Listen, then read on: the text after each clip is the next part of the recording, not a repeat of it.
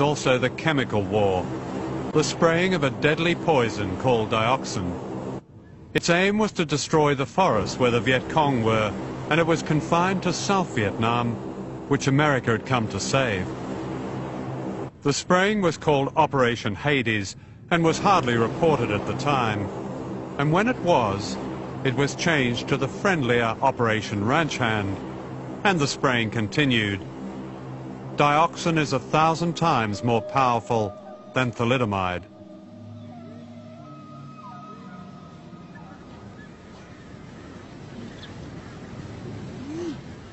I saw many forests destroyed, die, only the dead tree, nothing, no animals, no birds. About 2 million hectares of the tropical forests of our country completely destroyed by herbicide. These American soldiers are hosing down vegetation with that poisonous herbicide. Half of Vietnam's mangrove forests were destroyed in this way.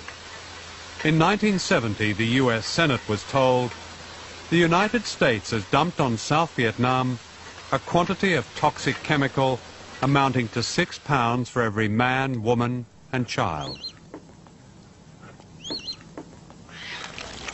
These men are planting trees in one of the world's most remarkable regreening campaigns.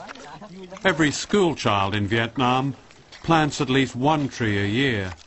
In this way, millions of hectares of forest have been reclaimed, with little outside help and few resources. It is one of Vietnam's greatest post-war achievements. And this is the result. The earth has come alive again.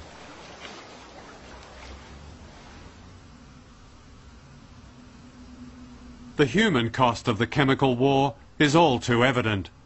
Deformed children are more likely to be conceived in Vietnam than almost anywhere in the world. In 1994, the link between the herbicide known as Agent Orange and cancer was confirmed by the Australian government. American and Australian veterans have now been compensated for what Agent Orange did to them. The Vietnamese have received nothing. Hospitals like this one have appealed for the most basic equipment and have been ignored.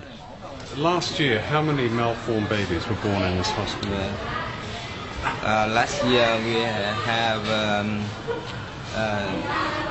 266 case malformation. 266? Yeah, in the hospital. And you've been getting that kind of figure over the years, haven't you? I think it's not higher, but it's the same. About the same. Since, I think, about the end of the 1960s, is that correct? It started to go up. Yes, started to go up. In 1978, President Jimmy Carter rejected an appeal for aid for Vietnam. He said, the damage was mutual. We owe them nothing.